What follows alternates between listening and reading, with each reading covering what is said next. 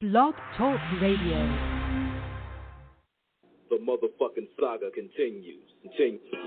Yo, what's up, world? It's badass thuggin' like I usually do, and you better turn it up, bust some speakers out, cause we off the motherfucking cuff. You dig how we do it? Dog Pound Gangsters 2000 and beyond. Bleh. What's up with it, y'all? Man, don't change that down. This your player partner, the legendary Cocaine. And you tuned in live to Off the Cuff Radio. Better not touch that down. Wiggling. Yeah, this is Cassidy, the hustler. And right now, you listening to the Guillotine. Show them the respect they deserve, man. Off the Cut Radio, man. Y'all already know how they doing it, man. I need y'all to stay tuned. They've been doing it for years, so show them the respect they deserve. And you heard it out of bars, mouth. Easy. Keep it moving like this. Yo, this your boy Rampage. You're not rocking with the best. With Off the Cuff Radio. Classic. History. Fix your face to all you haters. We off the cuff, baby. What's up, everybody? This your girl, Bonnie Dollars, the Queen of Trap, representing Crenshaw, and you are now tuned in with Off the Cuff Radio. What's up? What's up, y'all? This is Miss Irresistible, giving a shout-out to the livest show on Friday nights, Off the Cuff Radio, and I'm live from the 704. Make sure y'all tune in for the blazing hot music. What it ain't, what it do. It's Chili Chill from that original Lynch Mob. And Off the Cuff Radio, always where it's at on Friday nights. West, y'all. All right. What it is, this your man, King Eric, the media assassin. We're now tuned in to Off the Cuff Radio, episode 539. Got my host, T-Max, with the facts in the building. What's good? Man, what it do, y'all. Another Friday night of Fantastic on the OTC frequency. Shout out to our co-host of Serialized That Man, Lady Chinchilla. We are live and direct, ready to give you the best in hip-hop internet radio, and you know how we flow. And King, tonight we have a very special guest with us. This individual is one of the most, words can't really describe how astute, how scholarly, how superb this man is at his craft in terms of being a podcaster, journalist. Everything about this individual encompasses the essence of hip-hop in terms of appreciation for the art, understanding the history, and doing dope-ass interviews just like we do. Representing Kentucky, Louisville most notably. You know, he's definitely the guy you need to check out on the Chad Kiser podcast. Without further ado, ladies and gentlemen, the one, the only, Chad Kiser. Welcome. What's good, man? Yo, what's up, guys? What's good? Thanks for having me. What's going on, man? Thank you for coming on, doubt. man. It's great to have you with us. Yes, sir. Appreciate it. Yeah, man, definitely. Look, reading through your website, and definitely watching some of the interviews, man, you definitely got a knack for this thing. And that's putting it mild. You're a pro with this shit. Man, I just try my best. That's all I can do. Definitely, man. I guess we get into it right about we do about this time. Tell us a little bit about yourself, how you got started, and all the great people that you met along the way doing it once you got started. Oh, man. Well, I got started doing the interviews and podcasting and things like that. Guess it was back like 2006, 2007. Did my first interview with Shorty B of the Dangerous Crew, Too Short's Dangerous Crew. Yeah, yeah, and from there, man, it just took off from there. I started a little series on the WCNN website called the Dangerous Crew series, where I just went around and was interviewing anybody and everybody that I could that was affiliated with that crew. So I did like Shorty B, Pee Wee, Ant Banks, Too Short, Goldie, even some of their affiliates like MC Breed, who did some stuff with them.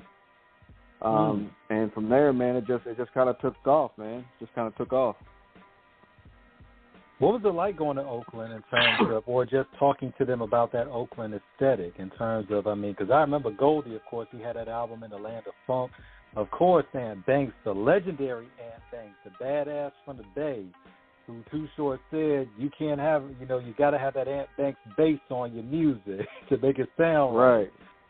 What was that? What did you find? What did you find about dealing about the Bay Area sound and the culture from interviewing all those guys? That it was a very different culture. Like a lot of people, when they think of California, obviously they think of L.A. and right, that whole environment and atmosphere. But going up, to Northern Cali up there in the Bay Area and Oakland and all that, it's a whole different mindset up there. And it's reflective in the music that those guys put out, and not just like Too Short and Ant Banks or Goldie and them guys, but even guys like Rappin' Forte, E40, Sibo, like all those guys that came out of the Bay. It was it was a whole different thing, and those guys put it down. They really put it down. So give props to them. Ant Banks.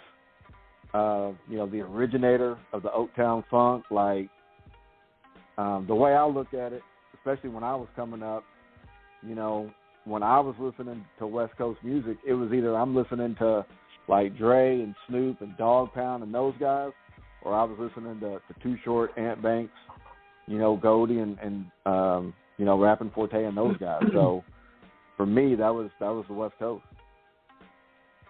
Yeah. Especially the people that pioneered that sound.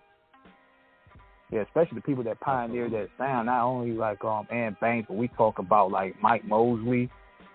Oh yeah. We talking the Mechanics. Rick Rock. Yeah. I mean, of the Federation. You know what I'm saying? Yeah. It's just so rich out there because, like you said, when we look at the 80s, of course, going back to K-Day Radio, when we look at Ice-T, who dropped Ryan Pays in 86, of course, NWA and the Posse would drop their, their compilation album, rather, Arabian Prince, all those guys, and, of course, Straight Outta Compton would come 2 years later in 88. But the Bay Area, of course, really started, arguably, you could say, the impetus for the California scene because, of course, Too Short's first album, and it's crazy because I actually have that on cassette. His first 2 records, it was released on 75 Girls Records, for those who know that history. Right. So you really got the foundation of, because if anybody tells you, people we know, we talk to, interview, on air, off air, they'll tell you, the Bay is one word, hustle. Oh, yeah. And it's reflected in that music heavy in terms of how they get down in terms of when you hear it, you hear the passion, you hear the drive. It's all about surviving, mobbing by any means. To the trained ear who understands the difference between Northern California and Southern California hip-hop, which are both equally great, you're going to notice the difference between the sounds, and you're going to notice the difference between subject matter. Bay Area music is more concentrated on more of the hustle / what they would call the mob sound, where you got Southern California is more of the gang culture, street culture. Right. But both equally tell a story from the individuals that are from, their stomping grounds or the turf of where they grew. When you came up, Chad, and just really, what was the introductions to you in terms of really like where you knew this is what you wanted to do, and as you grew with it, what did you learn more and more as you immersed yourself in the culture of hip-hop in terms of the art of it and what it meant to really be a dope artist? I mean, I got introduced to, you know, the West Coast music scene, you know, with Ice-T, NWA, DOC, and Too Short. Like, I can remember being in middle school and doing a talent show, and I did the DOC's, you know, the Formula record, because that's what was big, that was coming out, you know, out then. And even before that, though, I mean, I had like Heavy D, Public Enemy, like all those guys, and I just fell in love with hip hop and the music and the culture and just, you know, everything that was going on. You know, when I started doing the interviews, you know, that was kind of just me being curious, right? And because at that time, like in 2006, 2007, you know, the Dangerous Crew had kind of disbanded. You know, Too Short, you know, in Atlanta doing a lot of stuff with Lil Jon. And I just always wondered what happened with these guys. Like, what happened to Ant Banks? What happened to Shorty B and Pee Wee and the whole crew and Goldie and all them? So it was really just being a fan, you know, of those guys and what they had done. So I searched that out. And in doing those interviews and making those connections and building that rapport with a lot of them, you know, it was an amazing experience to be able to, you know, to talk to those guys, because these are guys that, you know, obviously I grew up listening to. The first Too Short record I heard was the Short Dogs in the House record, and I had a buddy of mine pull up. Yeah, a buddy of mine pulled up in a white like Geo Metro little hatchback. And I heard him coming from like a mile away, right? I'm like, man, who's this dude? And he pulls up, and it's my buddy, and he's playing the new Too Short Dogs in the House, and he shouts out Louisville in the title track, and I was like, man, that's dope, you know. So I went out, got the Short Dogs in the House tape, got Born to Mac, got Life Is. And over the years, you know, I was able to find the original 75 Girls tape, so I got all those. And, man, just kind of took off with it. It's hip-hop to me is something that, I don't even know if I could put it into words. Like, what hip-hop did for me growing up and coming up, not just Too Short, not just Dr. Dre and Snoop Dogg, but like X-Clan, Public Enemy, and Chuck D, the things that they were talking about, you know, just really resonated with me, and it's been with me ever since. You know, I still enjoy today's hip hop, but man, I'm an '80s and '90s kid, you know, and I still go back and listen to those records because they're so well crafted. You know what I mean? Like, you got the Dr. Dre's and the Ant Banks, but you got, like you guys mentioned, Mike Mosley and Rick Rock and E.A. Ski. You know, you got Daz Dillinger. Like, you got all these dudes out there that just, you know, really, really laid it down and, you know, and set it off. And that's just always stuck with me. And I want to add on, too, I said this yesterday on the Facebook post. I don't know if you guys saw this, but I also want to add on JT, the bigger figure, because before Tubi, there was Trap Flicks. He brought the imprint of the ghetto homemade hood movies, you know what I'm saying? So Trap Flicks was the original Tubi back then. Yeah, I agree with that. Yeah, and to watch the Bay movement really go crazy, because it's always considered the four Godfathers, which is, of course, Too Short, E40, Mac Dre, and Richie Rich. What about, when you look at I was going to ask you guys too. We forgot one more name, man. We forgot to mention Spice One. Yeah, we can't. I mean, yeah, and you know, Spice One came later because Short put him on. You know, right. So that was in '91 when his first album came out, and his first album. I mean, that was one thing about Short, Chad, that we noticed is Short was always looking out for his guys in terms of really trying to put them in a position to win.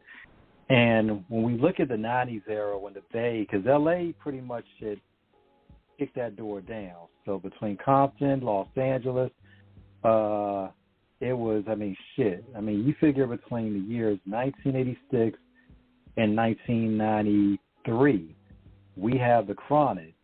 We have, Born and Raised in Compton. We have, the Trifling album. We have Act a Fool. I'm just naming the records. The album, we have Never Again. We got Death Certificate. We got America's Most Wanted.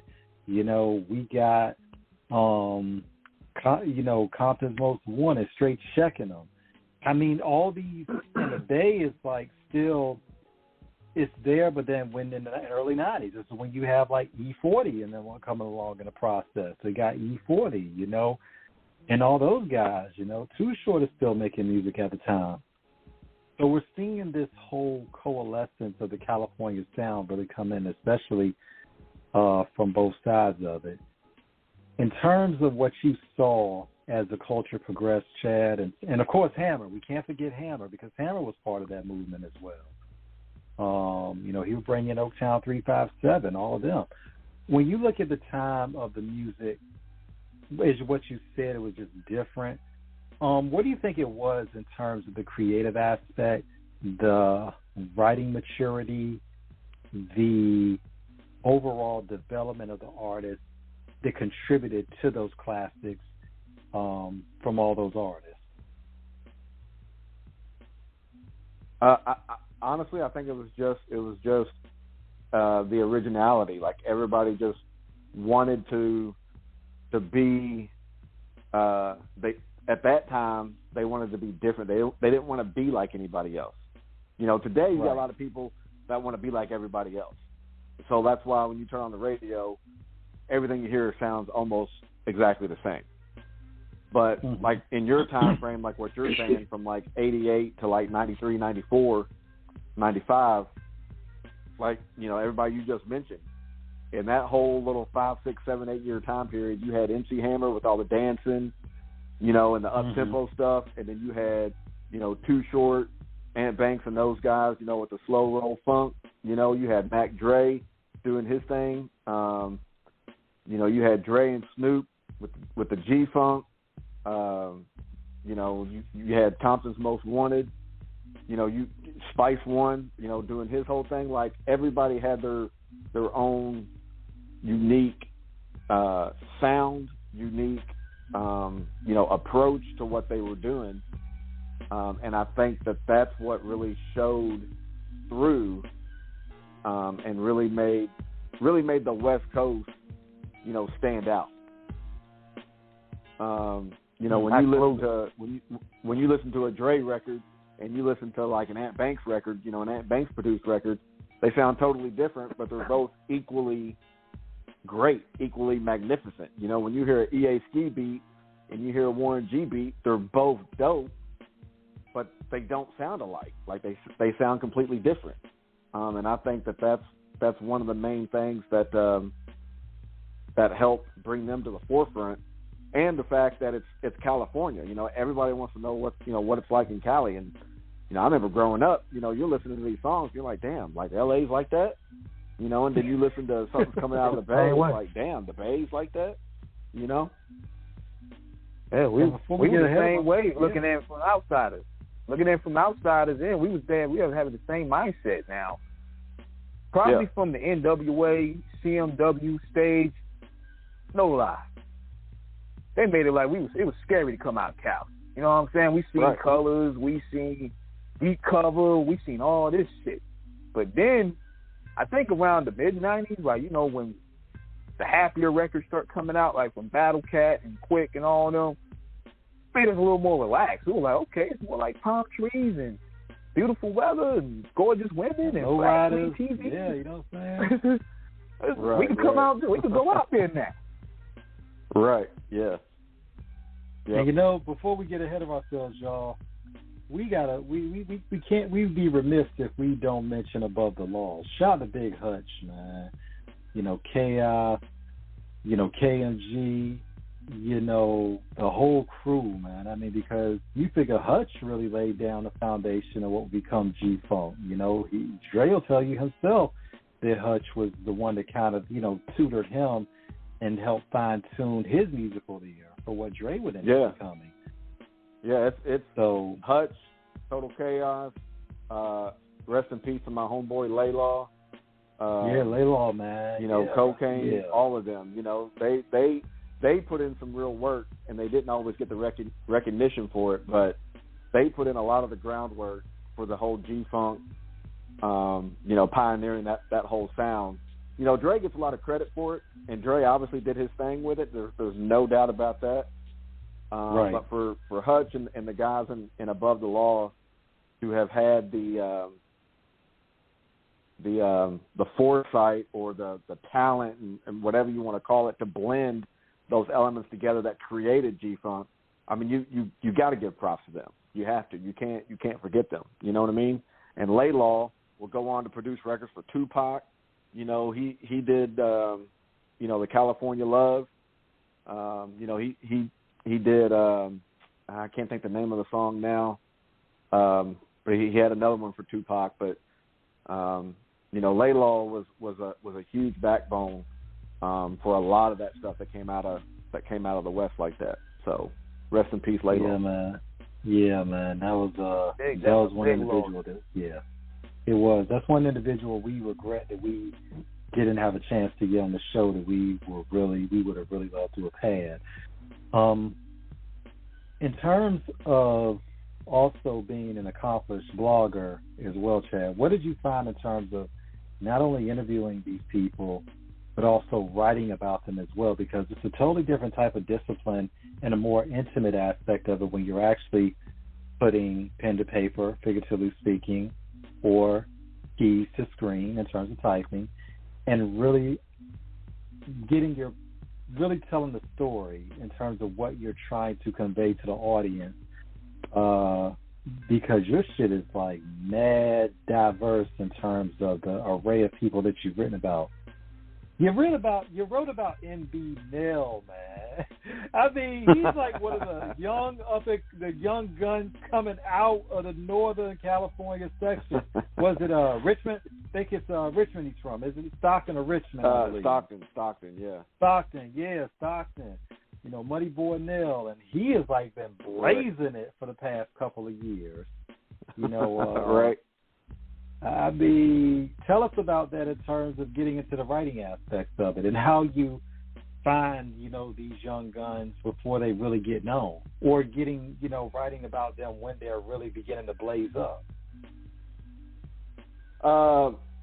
You know, I just for what I do, you know, I don't try to mimic or copy, you know, anything else that's going on. I mean, obviously there's going to be some, you know, some stories or some articles that are going to be, you know, organic news, you know, that's just kind of out there. But, you know, I really try to find the stuff that, you know, these other websites or platforms are not reporting on. You know what I mean? It's easy to do the clickbait thing and just run up your views and you know, and do all that kind of stuff. And that's not why I do it. You know, I want to give, you know, the spotlight, and I want to shine that light on, you know, what interests me and what I'm a fan of, you know. So, you know, a lot of stuff that a lot of these, you know, artists do or put out, a lot of it will fly under the radar unless there's some kind of, you know, clickbait story that somebody can attach it to. And I'm just not a fan of that. So I try to find, you know, a different perspective with what I write about. That's not the common perspective that's, you know, that's out there on some of these other platforms. And, you know, as far as like some of these new guys that are coming out, like you just mentioned, MB Nell and all them, it's not so much that I'm finding them, but they're finding me. And, you know, they'll hit my inbox with something, or, you know, they'll reach out to me, with a video or a song that they've got or whatever, and I like it.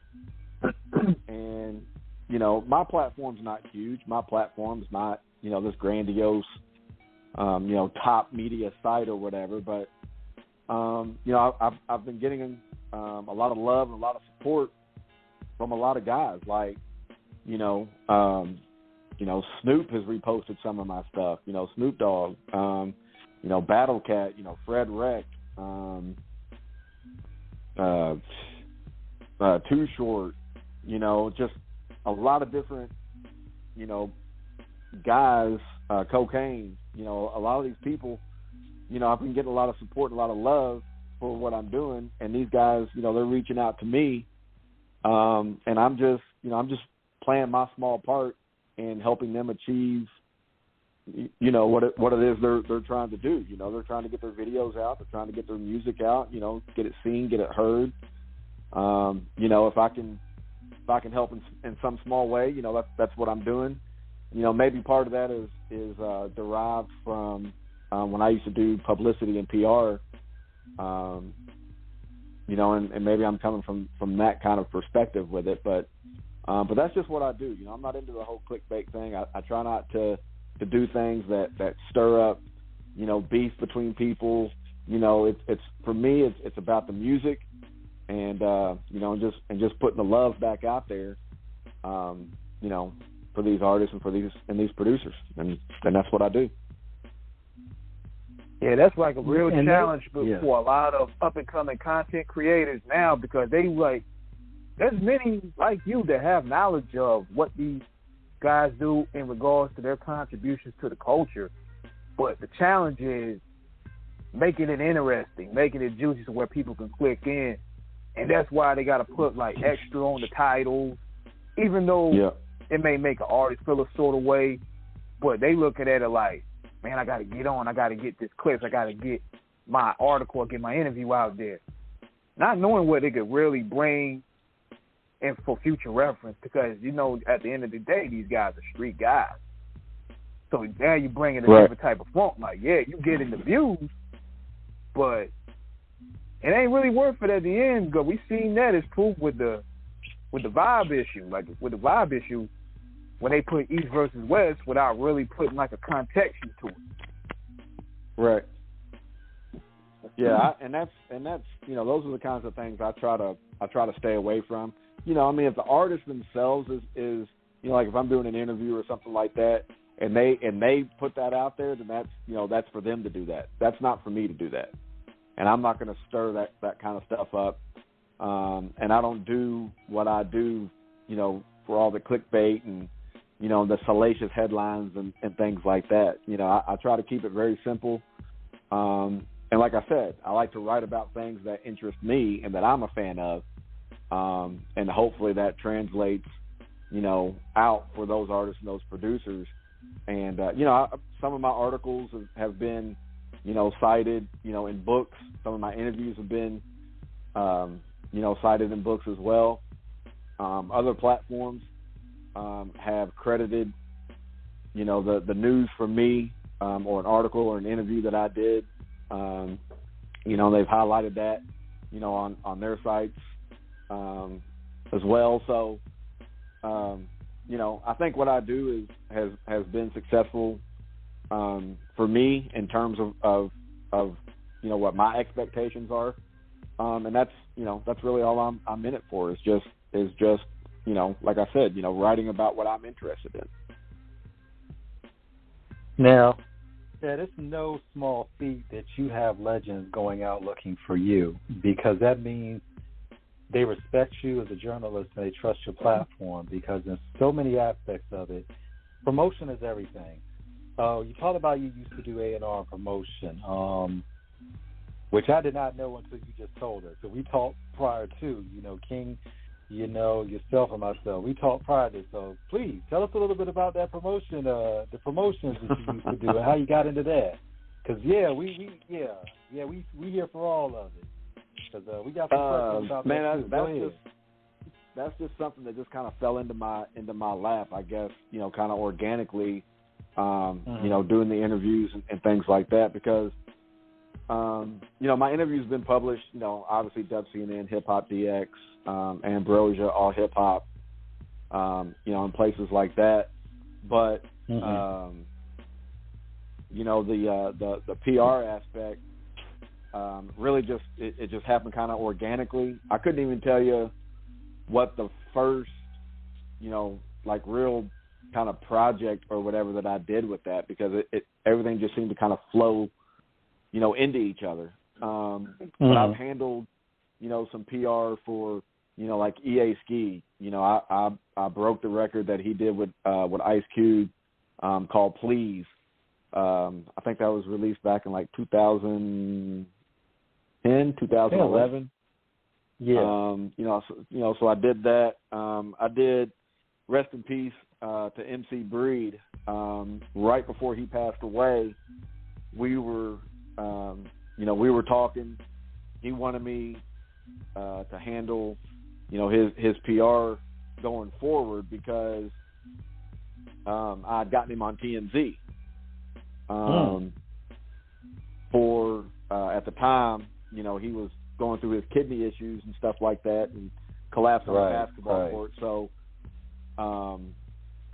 unfortunately, I got the last interview that he ever did. I was able to, get that last interview, and then he passed away about a month later. But he was super excited, about this new project that he was working on, and being on TMZ, super excited about that. And he wanted to continue working with me, and unfortunately, he passed away before we could do anything else. But I've done stuff like that. I was actually handling a lot of the PR for the Wide Awake Entertainment Death Row Records brand back when Wide Awake, bought the rights to Death Row. So I was handling the projects for OFTB, the Crooked Eye project that came out, Sam Snead, LBC Crew, and all those guys. Handled that with John Payne over there. For a few years doing that, actually had a distribution deal through the Wide Awake Death Row thing as well. Didn't really do too much, didn't get a chance to do too much with that, but had the distribution deal, if I needed it, if I wanted to exercise it. But, handle a lot of different projects. I work with Chris the Glove Taylor, multi-platinum producer out of L.A., worked with Dre, worked with King T and Nas,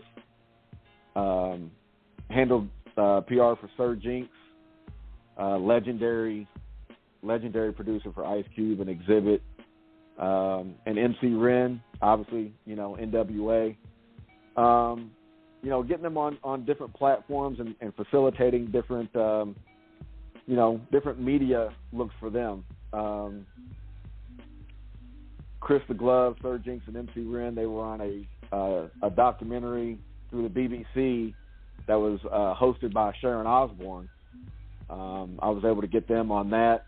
Done a lot of work with the DOC over the years, got him into Playboy magazine for an award-winning article in their 2013 issue.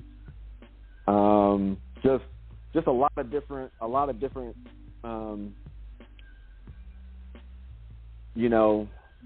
media opportunities that were presented to me, or that I went out and facilitated for some of these guys, and it's been a blessing, and it's been an amazing ride, to have done those things, Yeah, and we talking about straight promotions. We talking about straight promotions, man. Like going to the offices and going to the radio shows, getting the backstage access to the concerts. Promotional game is so much easier now than it was then. I'll tell you that. Oh yeah, no doubt. What do artists have to understand, Chad, about in terms of how to properly get promotion? Because we see in this day and time, in an automated age, that everybody wants to do shenanigans instead of having real substance, and they want to be slapstick as opposed to serious. But as we've learned, because King used to do this himself, so he knows in terms of writing write-ups for artists, and reviews, you as well as promotions, because both of y'all come from that journalism aspect of it. What do artists have to understand about the aspect of what it means to have yourself properly branded and to make sure you have the right people working in tandem with you to ensure that you get to these right outlets? Well, I think you just said it right there. I mean, you got to surround yourself with people who have, your best interests, in mind, and people that can help you get to where you want to get to.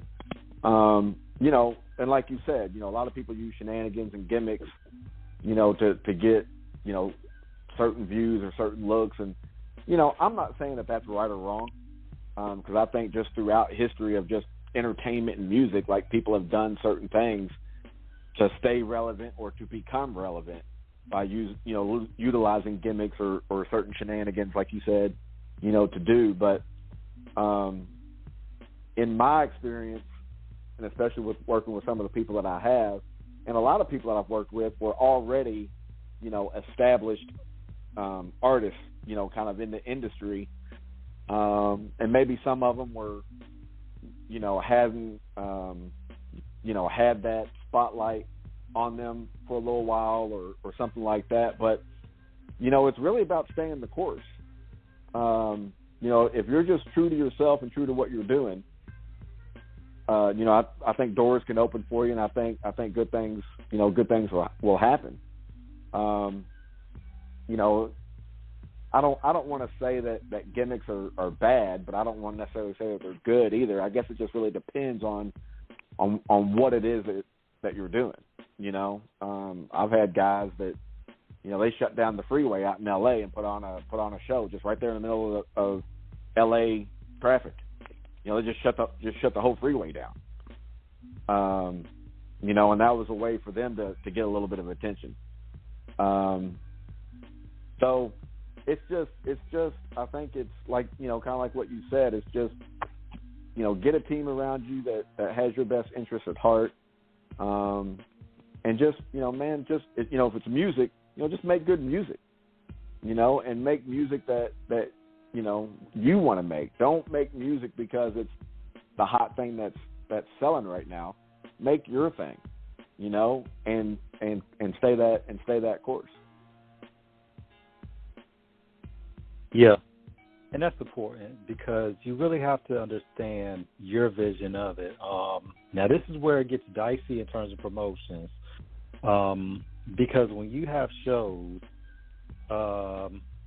especially for our platform, some artists, we're not going to mention no names on this show because that ain't what we do, but we've had some artists who thought that we were too small in terms of maybe what they felt was a platform for them, which is fine with us because we've had legends on our show, which we're going to beat our chest about, but you have some people that think that certain platforms are not big or it's not enough of an audience.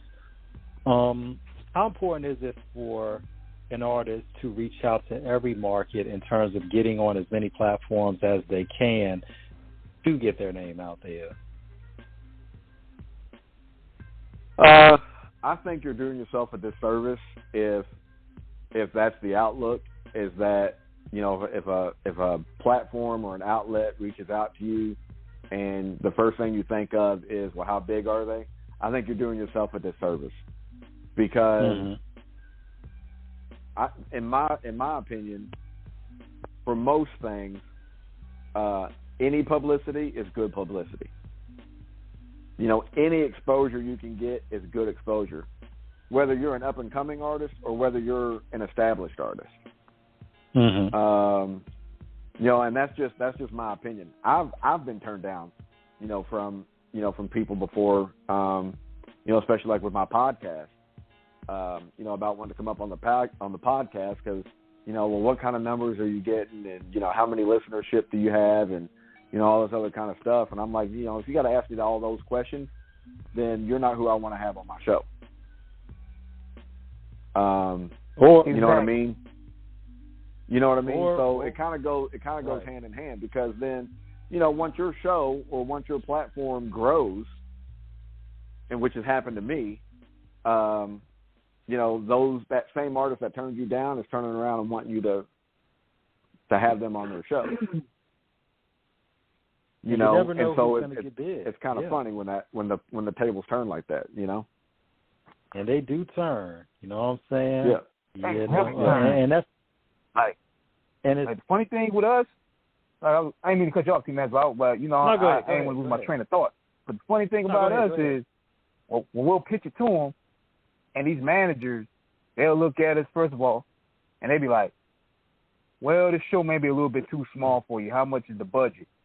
So I was like, "Okay, so this is the new part of the game, I guess." So I just left it at that. So this is how Monkey See, Monkey Do his business is. We start posting up photos of who we met, you know, artists we kicked it with, legends that gave us shout-outs on the show. I just started posting that up on Instagram. And I think what happened was we booked one artist.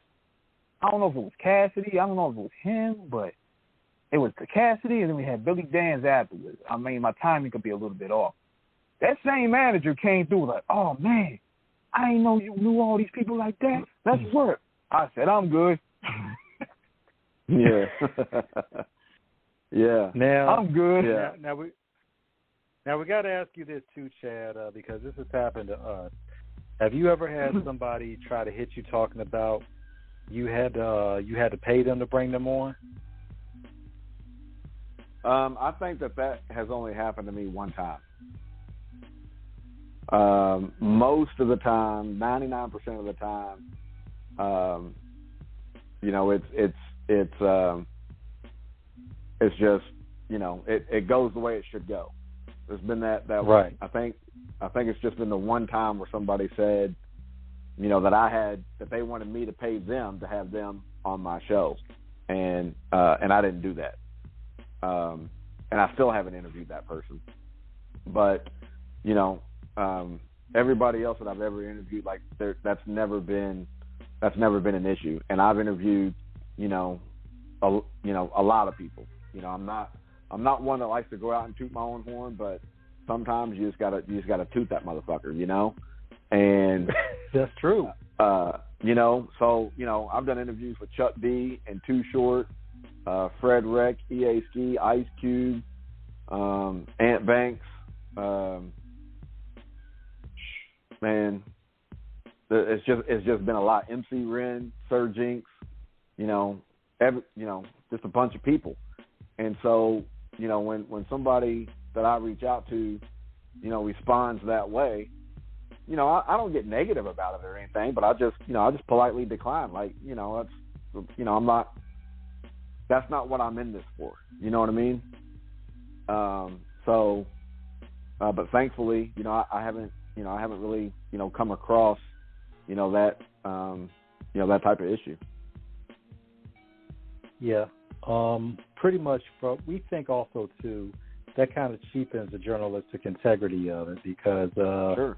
Me and my brother, we've talked about this many a time off air about, once again, we keep reiterating this on Off the Cuff. We're never going to blast nobody in terms of, situations that may not have been the best. We don't do that on this show, but we do use it as a reference point because there was a very well-known artist last year who we reached out to and his manager, and it took about pretty much, this was over a period of about 2-3 weeks we were talking. So the manager gets back with us, because I was running point, as King said, I'd be the boots on the ground, just like he'd be, the Paul Heyman of this thing, the Al Heyman, so, we make the money moves in terms of making it happen. So anyway, I digress.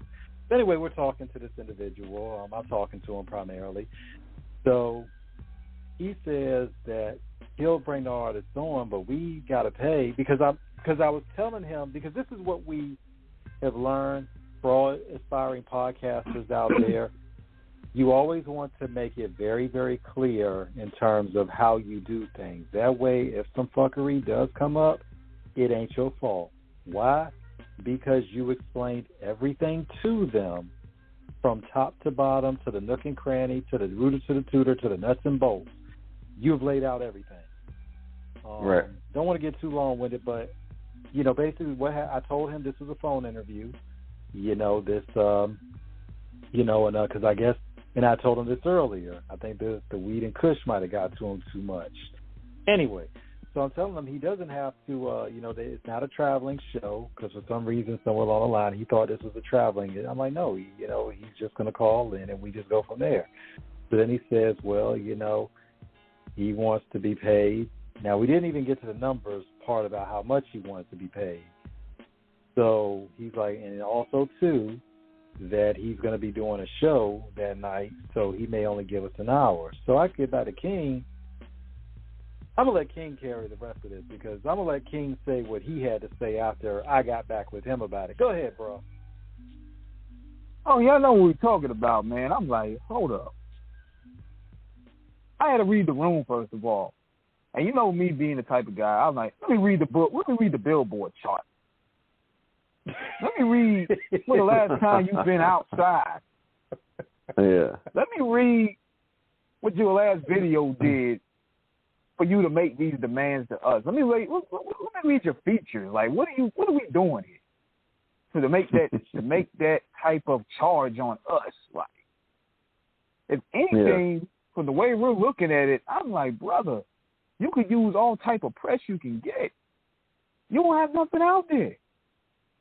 Last time we seen you popping off 50 and Kanye were going at it, the sales off. You know what I'm saying?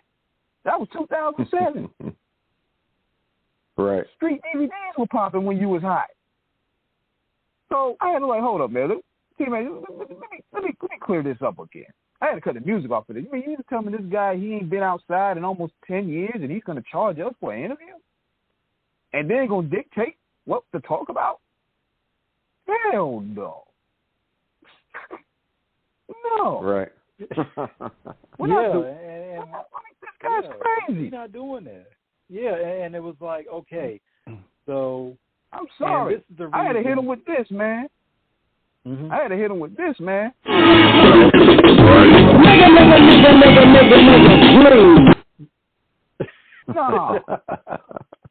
No.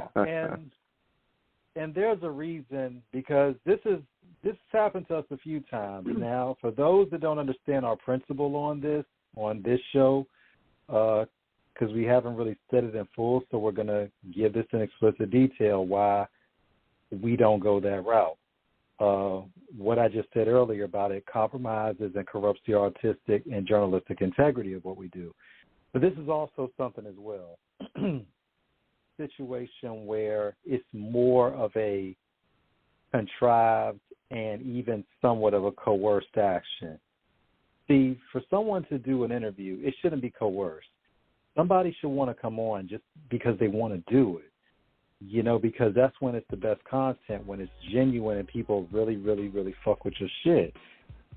But in the extreme nuclear option case, if we would even entertain paying somebody, we're going to dictate the terms in terms of you can't run from nothing we ask. Right. Yeah. Oh yeah, you gotta put it. Yeah. Mhm.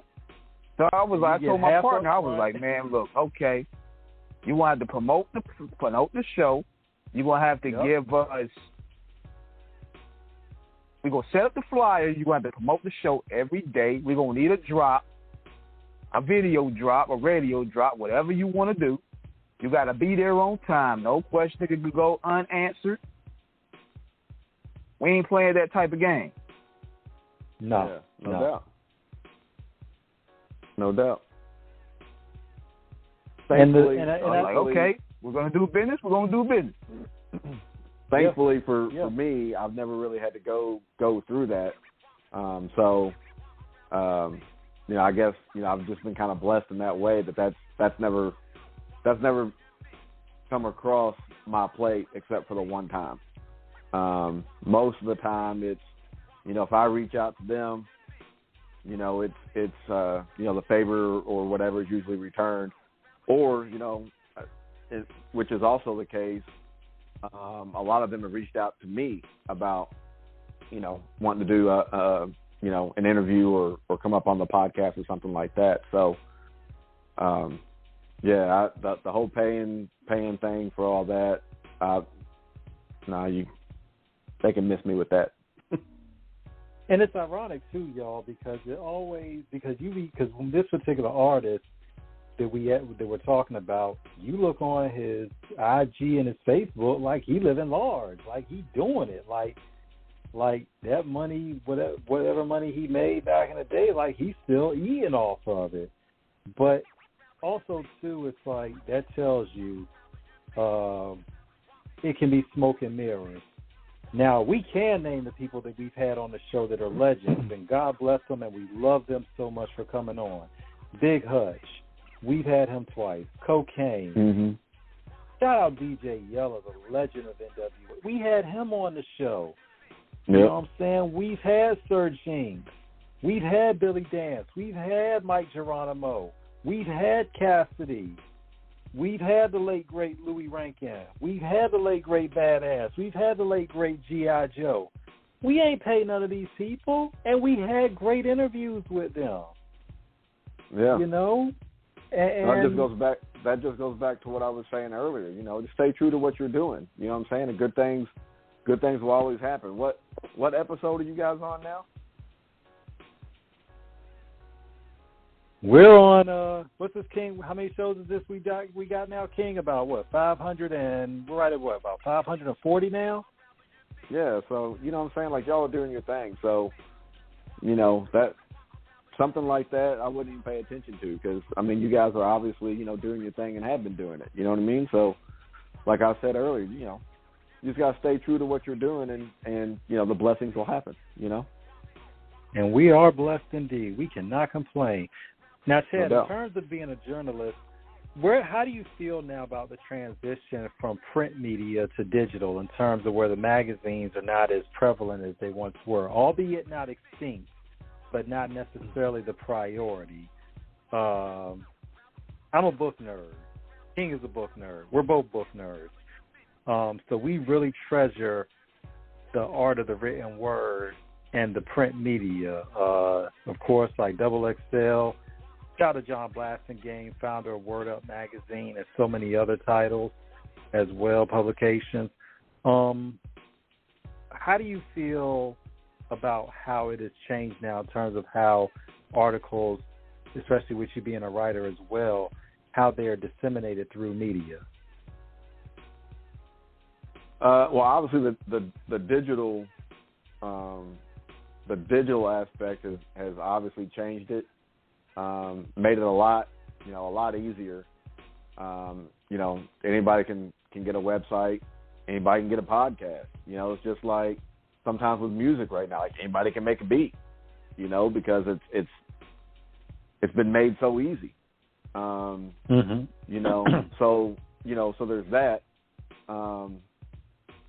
Double XL, The Source, those magazines and those platforms. I can remember,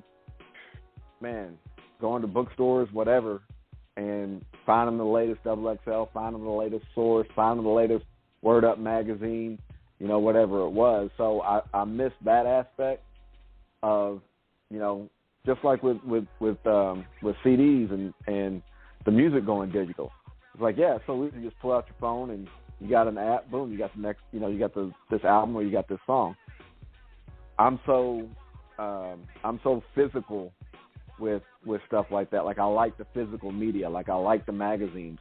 I like and enjoyed and still reminisce because I can still remember when I went and picked up, Tupac's All Eyes on Me. I can still remember when I went up and picked out, Shorty the Pimp, every Tuesday, hitting the record stores.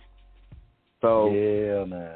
While it's made it easier, I'm not going to necessarily say that it's made it better, but it's definitely made it easier for people to do the things like that I do or that you guys were doing. I think they can and I think they are coexisting, both the physical aspect and the digital aspect as well. So, and for me, for what I do, that digital is helpful.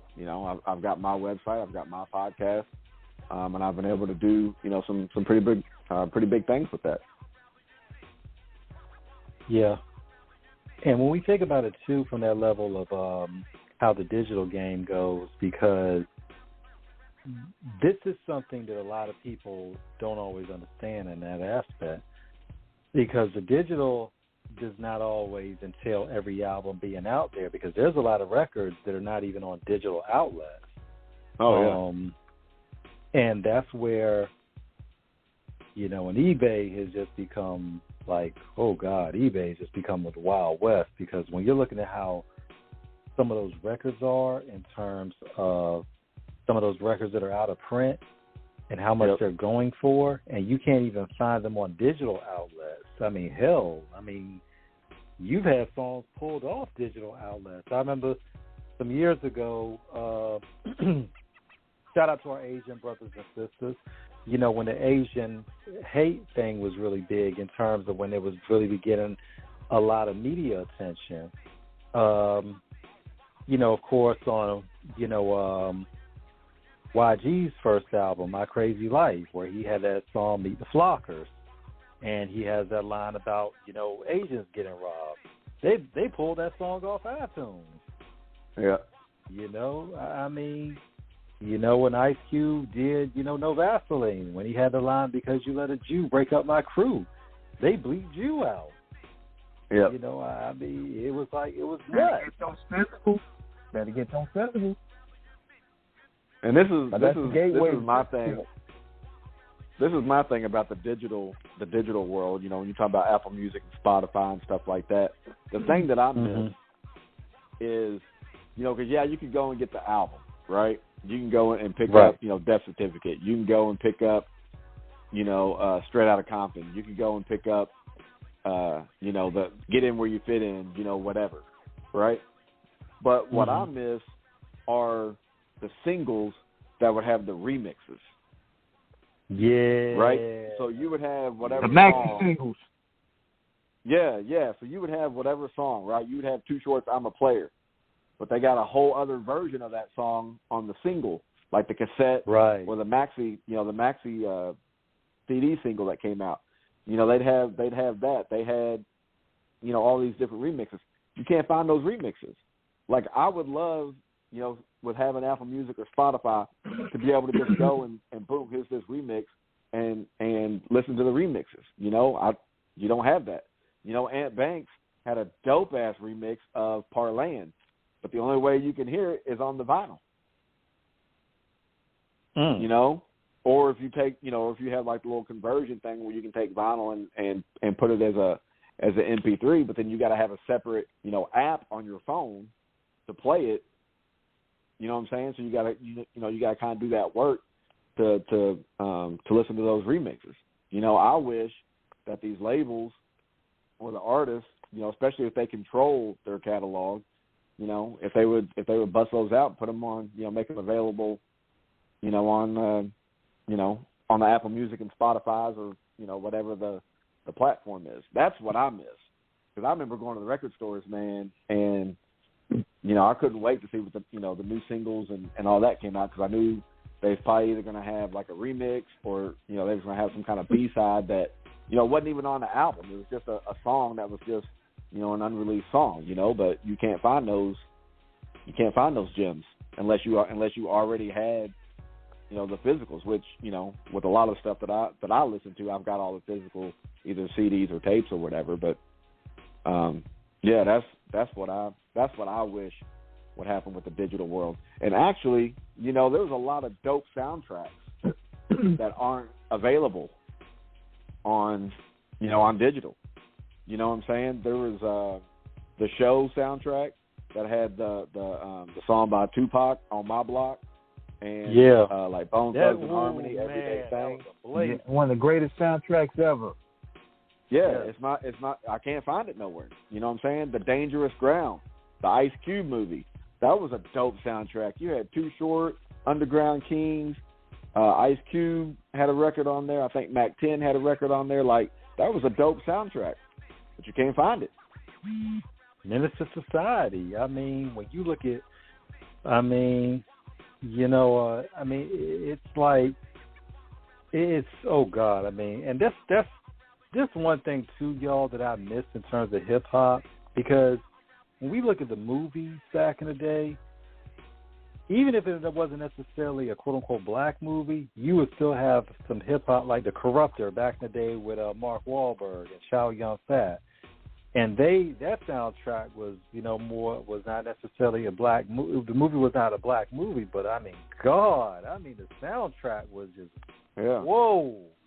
I mean, and some of these big soundtracks are not available, and you can't enjoy that, that music unless you already had that CD from back in the day, and you like I said, you can convert it over to MP3 and use a special player, music player app on your phone to play it, So I wish, especially with a lot of the game now being much more independent, and the artists have much more say as to what they do with their music. Man, I wish they'd go and put some of these soundtracks, remixes, or these these B-side songs that you can't find nowhere. Shout out to Cormega, because I hit him on IG. Because, of course, a couple of years ago, he for 2001 and 2002, when The Realness and The True Meaning were released, and a couple of years ago, he did the 20-year anniversary for both of those albums. And, of course, The Realness 2 is just fucking bananas. I've been staying in that dude's inbox because I'm like, dude, when do we get a physical? When do we get a physical? Are we going to get a physical? He's like, okay. But when you look at Mega with what he did on the independent scale when he dropped those albums, because for a minute on eBay, the shit was insane in terms of those CD prices, and they're still kind of high depending on it. The monetary value has gone down because those, even in a small scale, the cassettes are back in circulation. And I think he did a vinyl re-release as well. But some of those joints, like in the Legal Hustle joint he did, the album was, it's depending on where you go up there, it's you can get a good price for it. Even with the Testament, which I have the original, and I have the one that was eventually released. But it's like some of that shit, man, is like it's just a lot. You know what I'm saying? It's a lot. I mean, and that's where you're looking at like how much a lot of this stuff goes for. Right. But you don't really know how good you got it in terms of those physicals until you go online and then you see how much they're worth. And even the magazines. Some of those old source magazines, I was looking at one from 1991. I think somebody's selling that one for $500. Oh wow! I want to say it may be the Luke issue from 1991, I believe. Okay. And but a lot of that stuff now is becoming valuable, especially because as we've seen the culture progress over the years, there has been a real, I don't want to say resurgence because I don't think it ever died, but it's like an appreciation. There's a reappraisal of what people may have had as just kind of a passé thing, but then they find out the magazines, the albums, these are like real tangible testaments to an era of some of the best music that was released. Like with King T's albums, you can't even find his albums anymore because they're out of print. And some of those albums on eBay are going for like $70, $90, $100. Mm-hmm. That's crazy, man. Yeah, when you talk, have you ever talked to the artists, Chad, about how they feel about some of those albums going out there on the secondary market, and about how some of those went out of print, and how many of them actually own their masters to their records? I've never really talked with any of them about that. I mean, I know, there's just in some private conversations. Right. We've talked about, certain albums or whatever, suddenly being, $300 or, $200 or something like that because it's out of print. But as far as, if they own their masters and do this and that, I've never really gotten involved in that conversation with them because in my mind, that's not my business. You know what I'm saying? If they Understood. If they want to know it, if they want to own their masters, cool. If they want to put the stuff out, cool. Or if they just want to have their masters and not do anything with it, that's cool. That's their work. That's their their property to do whatever they want with. So I've asked them, certain people maybe questions about maybe why this certain album or this certain song isn't available digitally, but again, they'll just tell me, it's, something with the labels, you know what I mean? So, but yeah, I mean, that's the extent of that. I was a big fan of the Lil Bay, Oakland duo, Bad Influence, which was Rappin' Ron and then Diddley Dog that was down with Too Short and Dangerous Crew and all that stuff. And I noticed that their record, their CD, the Bad Influence CD, I think it was either on eBay or Discogs or something like that, but it was sitting at like, $200, $300. You know what I mean? And that, and they're a group that, unfortunately didn't get to, to see, their, what they were doing, really blossom. You know what I'm saying? They were still very much a, like a localized, group at the time. I think they were becoming, a little bit more before Rappin' Ron passed away. Rest in peace to Ron, who coincidentally is also in my top 5, greatest rappers. But, to see that their record is worth that much, that's crazy because, I wasn't, I guess, aware that maybe they had that big of a following yet. I knew that they were getting there and they were growing, obviously because, they were associated with Too Short and Ant Banks and that group, that was, doing their thing. But, when I saw that, I was like, man, that's crazy.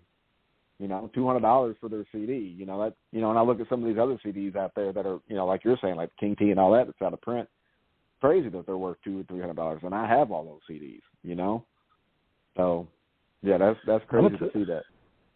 It's wild because I was actually looking at E40's album, The Click Down and Dirty.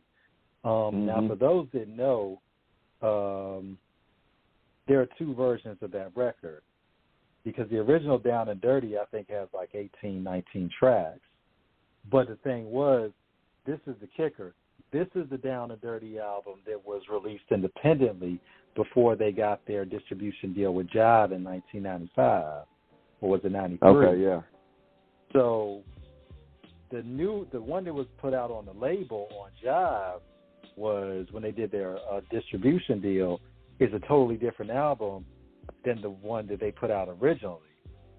Because if you were not out in the Bay catching them, slanging them tapes back in the day, I think I saw the original Click Down and Dirty album on cassette. I think it was going for like $70.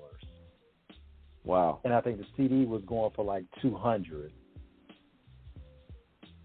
Yeah. Because I know the Mailman. Yeah, that's the bad part. Original.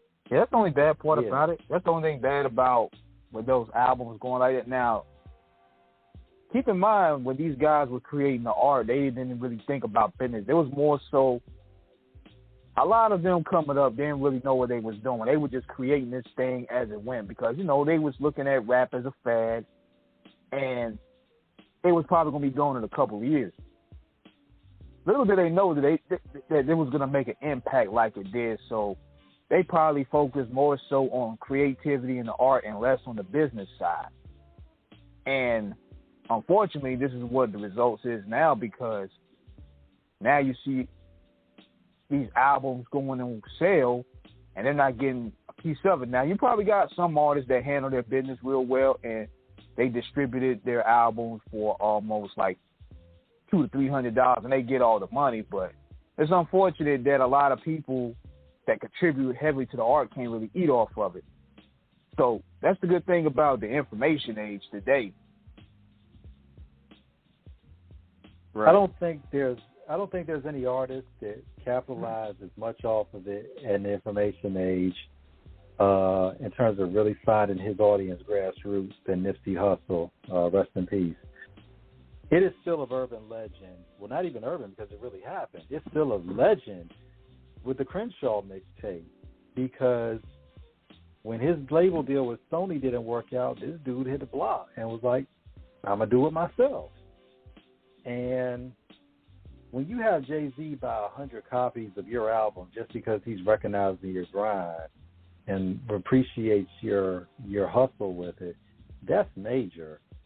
And that's still like one of the greatest hand-to-hands I've ever seen. You know, we were amazed. And it's like, damn near, 10, 12 years ago?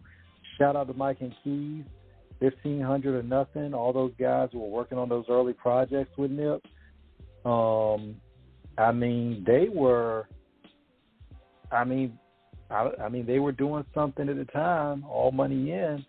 It's still amazing to think about, y'all, because Nip saw something in terms of the market where he reached directly to the people, and they rocked with him. From your public relations experiences, Chad, how important is it for an artist to really get that love from their hometown? What do artists have to understand in terms of, you know, really, really, really making music that is going to reach the masses outside of it? I think it's pretty important to have your hometown behind you. You know, if your hometown don't even support you, how are you gonna get anybody else to support you? You know what I'm saying? I mean, I know it can happen, but I'm just thinking, you know, for me, I think it's really important for your hometown and the people in your hometown to support you. I mean, look at, you know, all you gotta do is look at history with that. You know what I mean? Like, you know,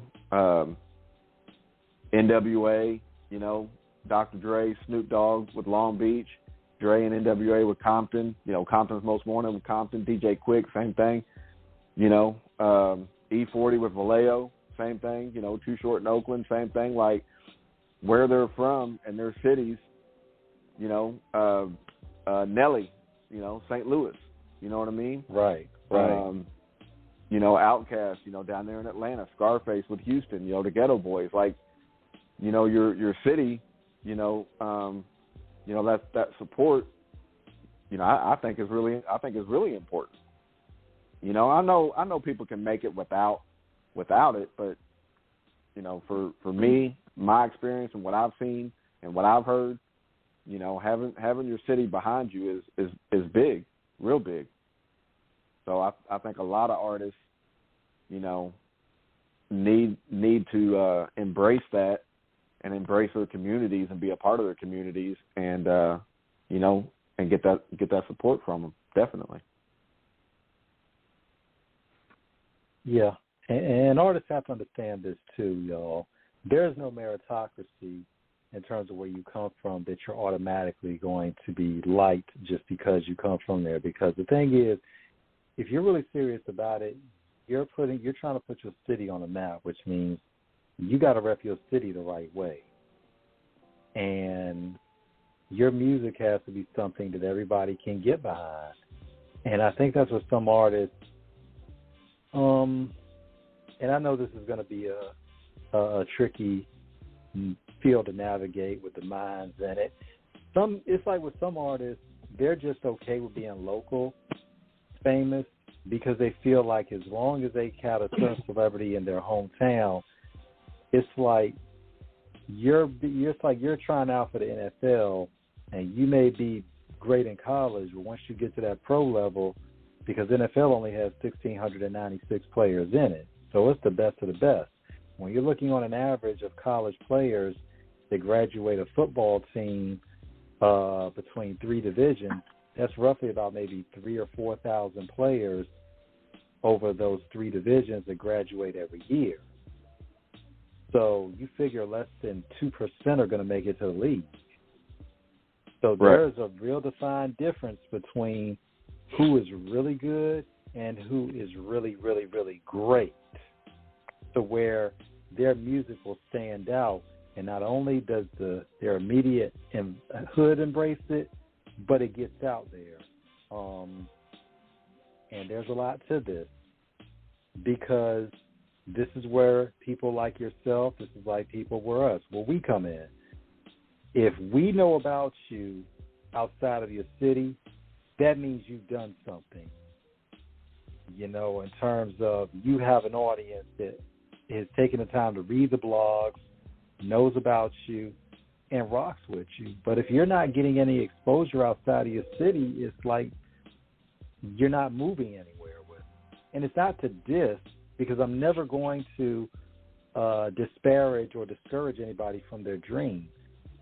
But it's also a situation where you have to be realistic about the outcome of where that dream is going to go. And music is a very finicky taste for a lot of people, like food. It's about how people will accept it. And if you don't have that palate that everybody wants to have a buffet on, you're going to be starving. Check. When you look at, from your experiences, Chad, what recent artists in memory have you seen in terms of their independent hustle that you were like, wow, like this individual really has something going that's really heavy? Oh, man. Recent history? We got time. Yes, we got time. I don't know, but time. I look got at some time left. But I look at things. I look at things like this. Mm-hmm. I look at a guy like MC Breed, right? Here's a guy that until he came out, I didn't know anything about Flint, Michigan, right? And here comes MC Breed out of the Midwest, and suddenly it's MC Breed in the DSC, Flint, Michigan, ain't no future in your frontin', like all that stuff. Like it just came out of nowhere, right? So I look at it like, a guy like MC Breed is textbook for that. You know what I'm saying? Like really, really hustling and really doing what he's got to do to get his break, get his music out there, and do the damn thing, right? So if we don't have MC Breed, and this is a conversation I've had with some other people, if we don't have MC Breed coming out of Flint, Michigan, do we have a Kid Rock who would later come out and his first record was with Too Short? Like, I don't know that a lot of people know that. Like, Kid Rock first came up with Too Short. Too Short produced 2 records on Kid Rock's very first album. If we don't have MC Breed, do we have Eminem? I don't know. I mean, obviously, there's Motown, in Detroit and all that kind of stuff, but, Motown wasn't hip-hop. So MC Breed really kicked that door open for Michigan, Detroit, Flint, like that whole area up there. And he doesn't get the recognition for that. DOC putting Dallas on the map as a hip hop area, right? DOC, and then the next thing you've got Erotic D that comes out, and some of the people that came out of Dallas. You got Too Short out of Oakland. Before Too Short came out, Oakland was not on the map for hip hop. And Too Short has been doing it since 1983. Longer or as long as Ice-T was doing it in L.A. or Dr. Dre was doing his stuff with the Wrecking Crew, in L.A. Short was doing it just as long, if not longer. Rapping Forte put San Francisco on the map. Before Forte, hip hop wise, what do we know about San Francisco? E40 with Vallejo. What do we know about Vallejo? Spice One, that's Hayward. True. You know what I mean? Absolutely. So a lot of these guys, Scarface and Ghetto Boys, down in Houston, same thing. You know, as far as hip hop goes, what do we know about a lot of these cities? St. Louis with Nelly. Like, what do we know about that? You know, we knew about Compton and we knew about L.A. because of Dr. Dre and NWA, but then here comes Snoop talking about Long Beach. What do we know about Long Beach? You know, now you got Snoop out of Long Beach, you got Daz, you got RBX. Like, he brought a whole crew up out of that city.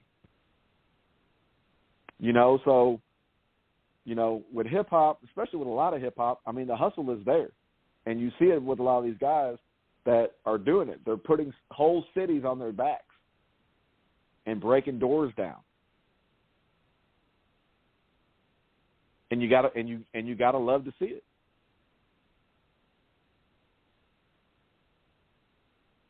And it shows that more than anything, it shows that their dedication to work. So really, really, because like you said, if you got a vision and it's really a good one in terms of what you're trying to do, you're gonna make it happen. And there's nothing more gratifying. Because one thing about social media now, y'all, we got a situation where the artists, they don't have an excuse anymore in terms of back in the day, you had to go through a lot of jumping through hoops, a lot of headaches. Hoping. Yeah, a lot of headaches, hoping and praying that you would get a label. This was just to get a label meeting. And then, even then, that wasn't guaranteed that you would get a deal. But once you got the record deal, it was like you had to show them why they needed to put money into you. Mm-hmm. You have exceptions like EPMD back in the day because they were their own producers. So all they had to do was get a deal. But they never had to worry about producer money because they took care of their own, they took care of all of that themselves. So that kind of cut that cost out. But there were a lot of artists who really, they had to show why this label should invest in them. Now for a lot of artists, for better or for worse, and we always want to keep it positive, you know, you got a lot of artists who are like, okay, I'm going to get out there. Shout out to G. Perico, of course, you know, out in South Central, So Way Out Entertainment, you know, the Enterprise. He's killing it right now on that independent level. You know, Mozzie, you know, shout out to him, Free Mozzie. You know, repping 916 in Sacramento. I mean, you know, I first got hip to Mozzie around 2016. And to see what he has done in terms of what he grew from an independent artist to being signed to CMG now with Yo Gotti. But you saw these individuals that really had some hard shit, and it was like the streets loved it. And they just kept working at it. Yeah. But that's important, and artists got to understand this is hard work. This isn't going to be, you know, you just laying on your ass, throw a song on YouTube or SoundCloud and just hope that people pay attention to it. And we've seen over the years with some songs, they were kind of big for a minute, but where was the follow-up? And then these artists stated like yesterday's news on the back page. Yeah.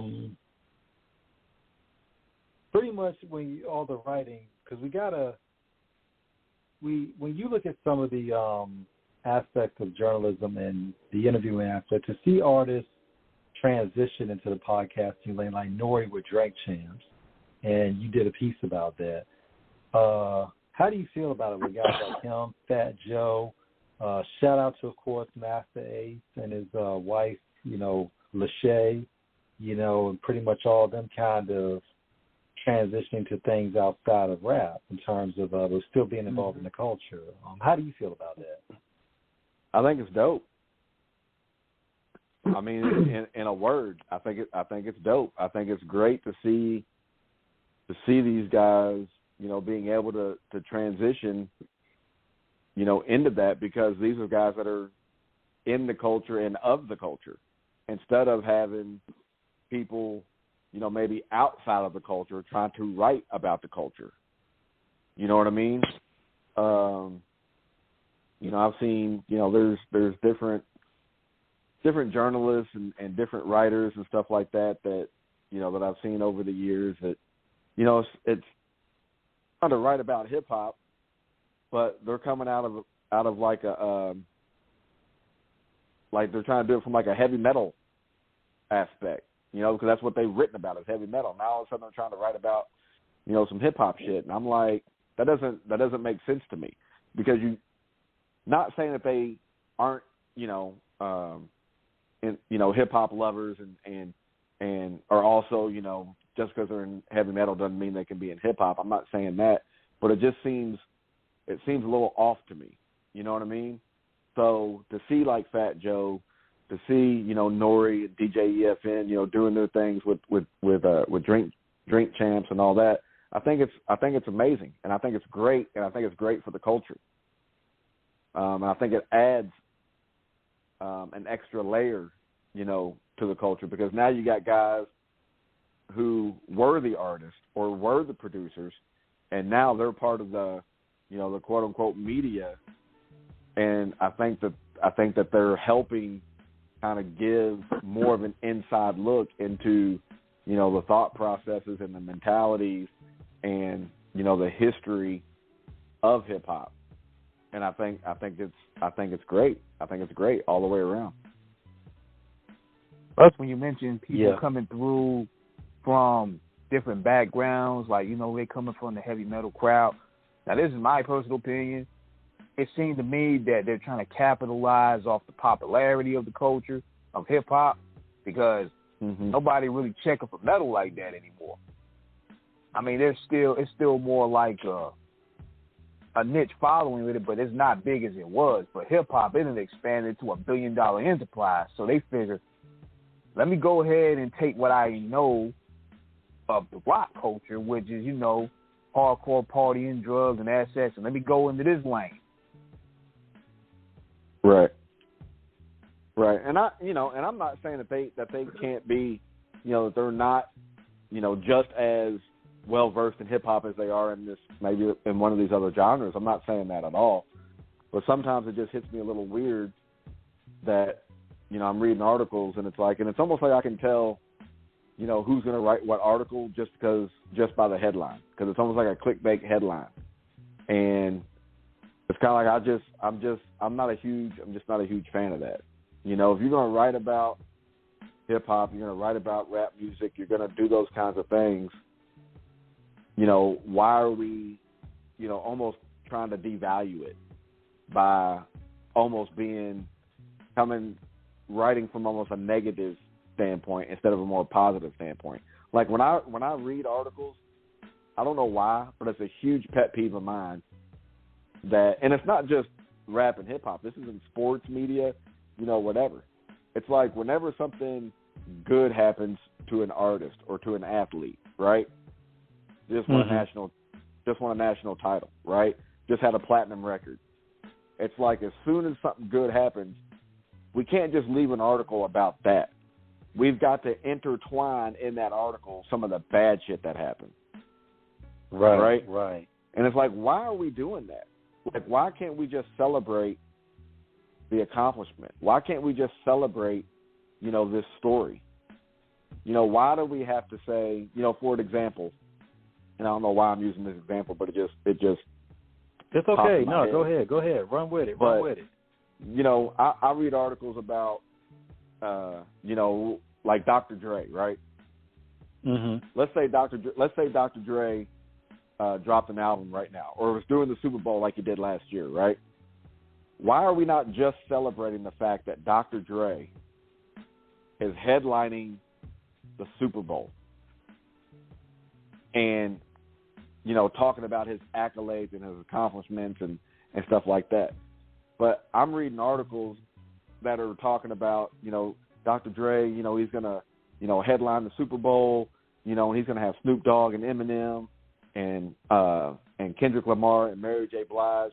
Oh, and by the way, Dr. Dre just went through this nasty-ass divorce and blah, blah, blah, blah, blah. You remember this episode that he did with D. Barnes? Like, why are we dragging all this shit up into this article? Right. Why are we not just keeping the article? Go ahead. Why are we not just keeping the article about this great achievement that Dr. Dre and hip-hop is doing right now? Now, when I read about that you got to include all this other negative shit that, that has gone on in Dre's life, that, some of the shit was 30 years ago.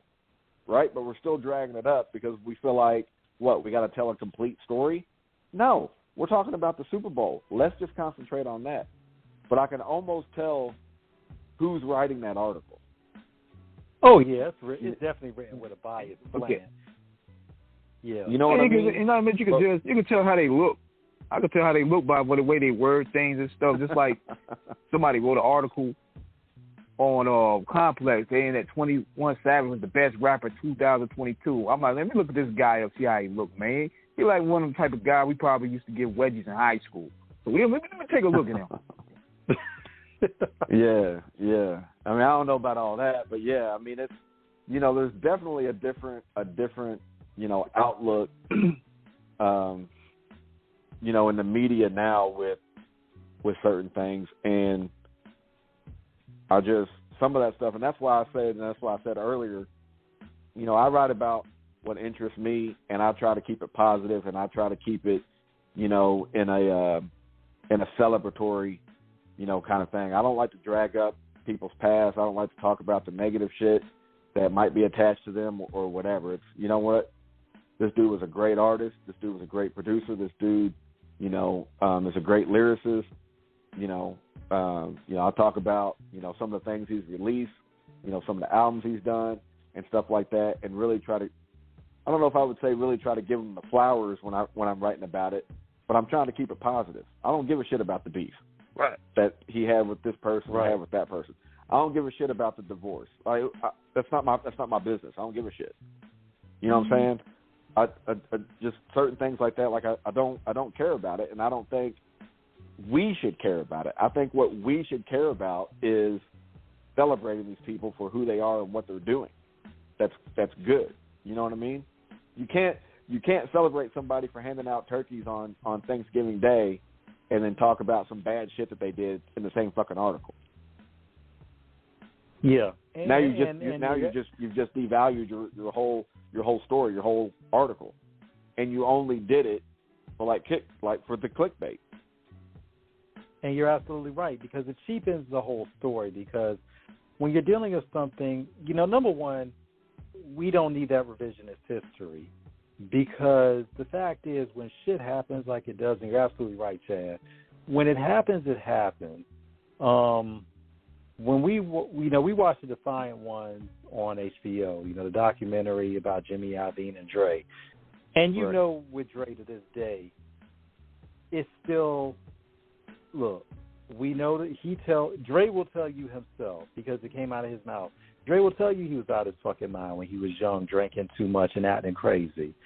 There's other things that we know. We're not saying that on air, of course, but it's like that man has, you know, no matter what his failings or shortcomings has been, the man is one of the greatest producers, the greatest contributors to hip-hop and music in general in world history.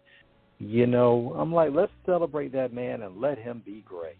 You know what I'm saying? Right. You know, and not just him, you know, and not just him, but any of them. You know what I'm saying? Like, you can't write an article or a story or whatever celebrating, you know, the release of an album or the fact that they're headlining this or doing whatever, and then talk about all the bad shit. Like, that doesn't make sense to me. And if that's the type of writer or that's the type of platform that you want to have, then that's the type of platform that I'm not going to pay attention to. You know? And they may have millions of views, millions of readers, but I'm not going to be one of them. And that's just me. That's just my personal taste. Because like I said earlier, I don't do the clickbait shit. I'm not going to say, my headline's not going to read, you know, I don't know, guy who hit kid in the head with a bottle hands out turkeys on Thanksgiving. Like, wait a minute, what? Like, just shit like that just don't make sense.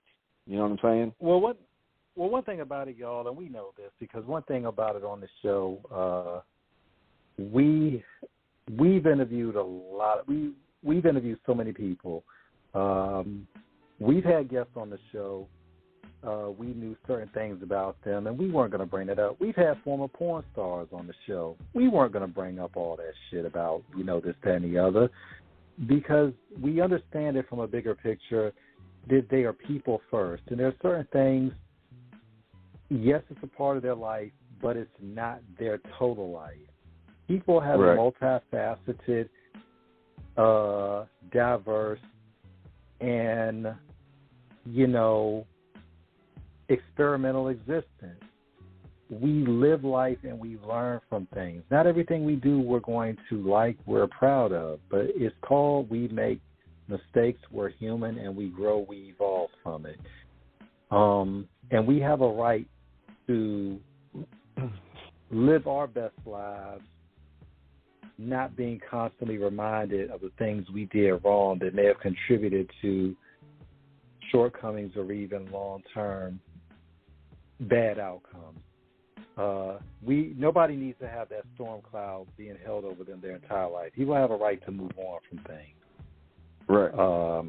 And journalism should be from a perspective of if there's a cautionary tale that is to be said about how people did things that were not the best, then that's fine. But let's not beat people over the head about shit that they've done 30 years ago. After a while, it gets old. And after a while, it just seems like you're still digging for something that really, in the broad context, especially if this person has acknowledged their mistake, has apologized, and has been resolved to be a better person because of it, let that person grow. Why is it y'all still want to hold that over them? But that's and some of it, yeah. And some of it is, when I see articles like that or whatever, it's like, well, this dude just didn't have nothing to write about. Yeah. Or this writer, man or woman, they didn't have nothing to write about. So they have to put all this stuff in their piece because, I don't know, they got to get 5,000 words or whatever. I mean, I don't know. But it's like, it doesn't even have to be something from 30 years ago. It could be something from last year. Like, we don't need to keep dragging it up. There's Wikipedia. Exactly. You know what I mean? And on top of that, it's like, why we going...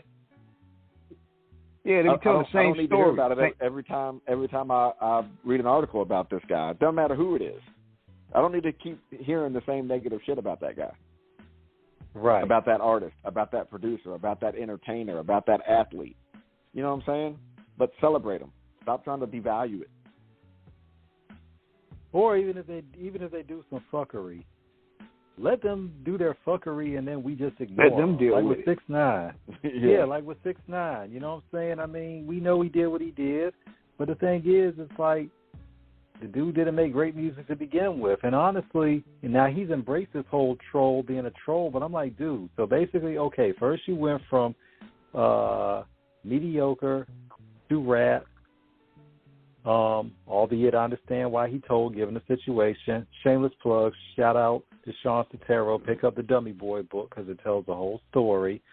But okay, now 6ix9ine, all right, okay, Tekashi, we get it now. Okay, so you told, but now you're embracing this whole element of negativity about, well, yeah, and it's like, dude, okay, so where's the rest of your career now? You're just going to basically be a self-parody of yourself in terms of the worst elements.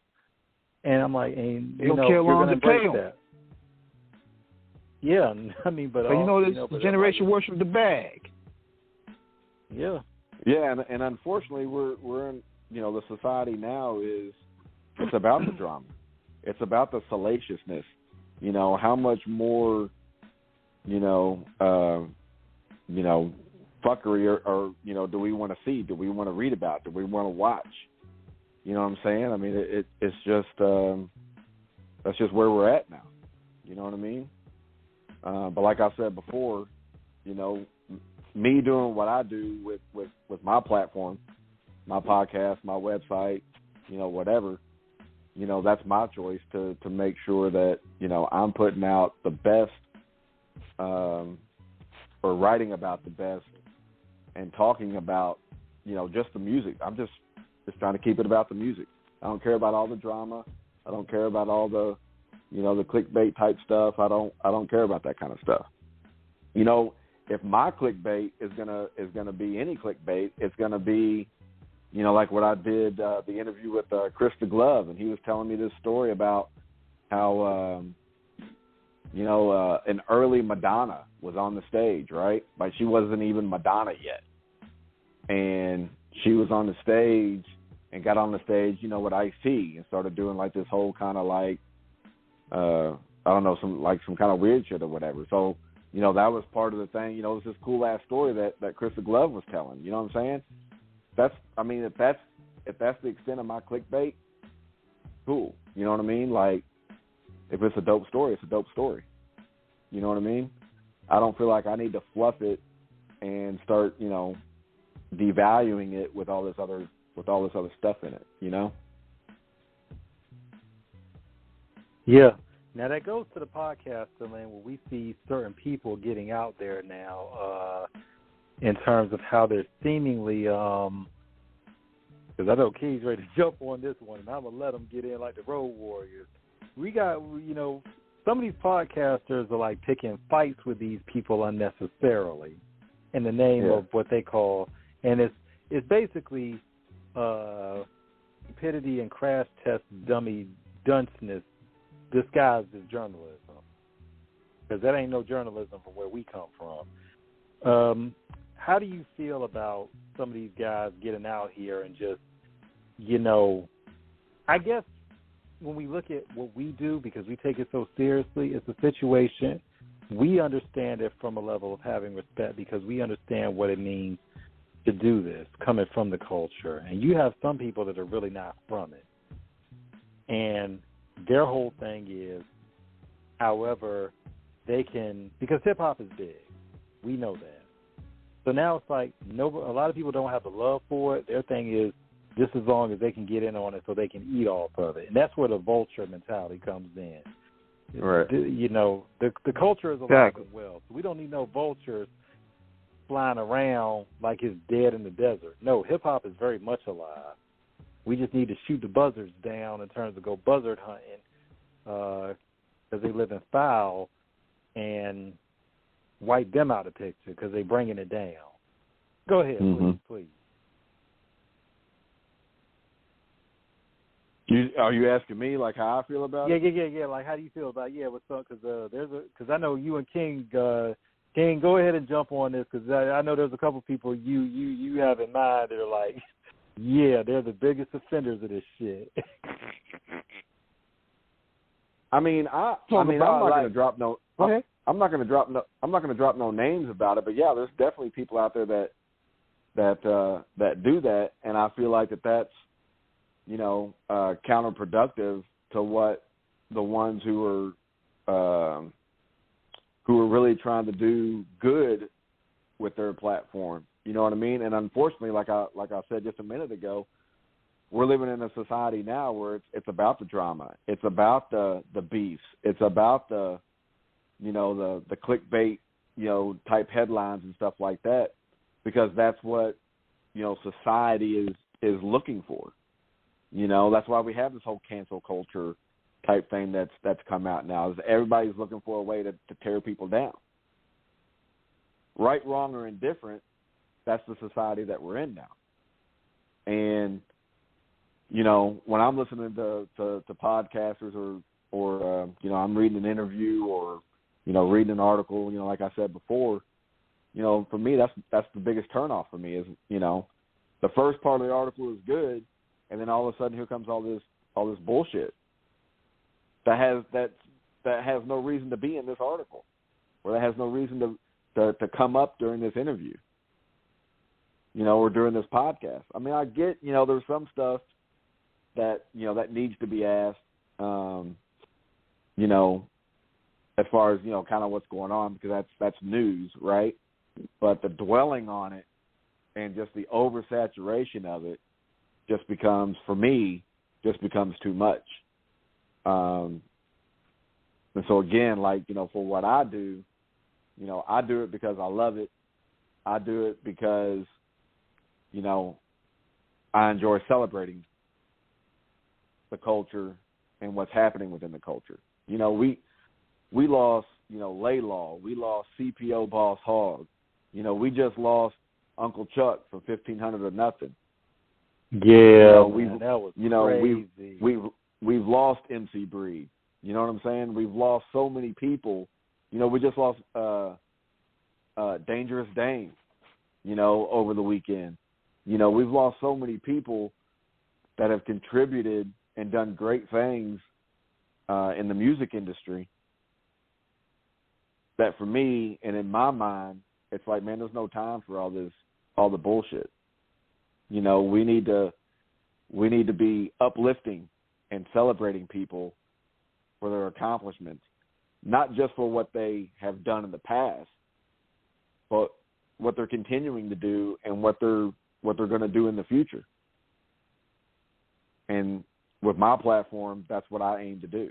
You know, I aim to educate people on certain aspects. You know, I dig behind the scenes of, you know, this record or this song or, you know, this album. You know, that's what I do because I want people to know, you know, the history of some of this stuff. You know, I want people to know the history of, you know, Brother J and the X-Clan and, you know, Chuck D and Flavor Flav and Public Enemy and, you know, even people that don't get the love that I feel like they deserve, you know, like an MC Breed or like my homie Prozac. You know, Prozac's 35 years deep, East Palo Alto legend, working with Tupac and Digital Underground and Shock G to now, you know, he's done stuff with Too Short, Mount Westmore. You know, he's done a lot of big things that, you know, a lot of people don't know about. He's a dope-ass producer. Not even producer, he's just a dope-ass artist. You know what I mean? And Prozac's one of them dudes, you know? Ant Banks, you know, producer, super producer.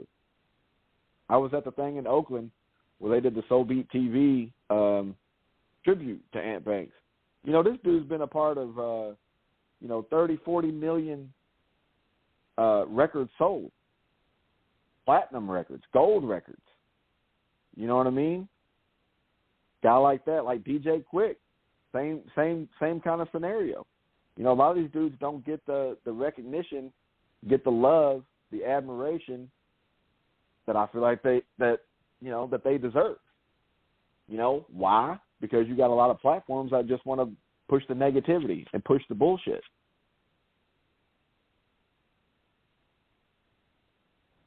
Yeah, and that's something. Yeah, and that's something that I think, especially, and I'm gonna go there, especially for Black content creators. It's not good for us because it puts us in a negative light. It plays to the negative stereotype as Black people. That's all we're about is drama, and that we are incapable of having thought-provoking, intellectual, and meaningful, deep discussions that does not necessitate stupidity. It limits us. And that's something that we, you know, I think just need to get away from. You know what I'm saying? It's like let's show, for the betterment of the culture and for our people, that we can engage in something respectful, real, relevant, and responsible. And we can be the best doing it. Right. You know, and that's important. And this journey, in terms of what you've been doing, Chad, and you've been doing this so many years, what was probably the most favorite interview you did with somebody? Oh, man, favorite interview? Yes. I couldn't even pinpoint just one. I mean, one of my favorites was the one I did with Too Short. Another one was CPO Boss Hogg. Rest in peace. Yeah, we had him on the show a few definitely years rest back. in peace. Yeah, he wanted me to write a book, like my own book, and I kept nah, you know, I'm not gonna, nobody's interested in that, and but he kept on me about it, so I finally started writing the book, and I hate that he's gone because, you know, now, you know, he's not gonna be able to read it or whatever, but. He was a good, solid dude. We became friends, you know, over the years. So, definitely interviewing CPO Boss Hogg was one of my favorites. Interviewed Fred Wreck a couple of times. He's got great stories, especially, you know, behind some of his great, you know, productions that he's done. You know, the story about the whole how the Gangsta Nation record with West Side Connection came about. Great story. You know, behind that. I'm trying to even think, man. Sir Jinx, that was a DOC. I mean, I got so many interviews that I've done. I can't just pinpoint one favorite, but those off the top of my head are some of my favorite ones. Yeah, but that means it's definitely something that you had a very rich, distinguished, and essential history. I mean, you contributed to the culture in so many ways that has enriched it, and that's something. One thing about it, we all understand collectively the responsibility that we share. To be the very best, to represent being the very best. And that's something we don't take lightly. And that's something we're just going to keep continuing to do. And we know you're going to do that as well. As the time winds down, Chad, this has been absolutely awesome. This has been educational. This has been informative. And definitely hilarious on a lot of parts. We thank you, and you're welcome back anytime. Before we go, you want to shout out, your media, plug everything. Tell everybody where to find you. Well, first of all, I appreciate you guys having me on. This is one of the rare times that I've been on the other side of an interview, so I appreciate you guys taking the time out and reaching out to me and having me on your show. You can find me, got my website, chadkiser.com. The podcast is Conversations with Chad. I'm getting ready to have a little hiatus, so I'm getting ready to get some new episodes up on that. Got some great lineup, a great lineup of people coming up on that. Social media is just Chad M. Kiser, at Chad M. Kiser. That's, Twitter, Instagram, all the major social media platforms.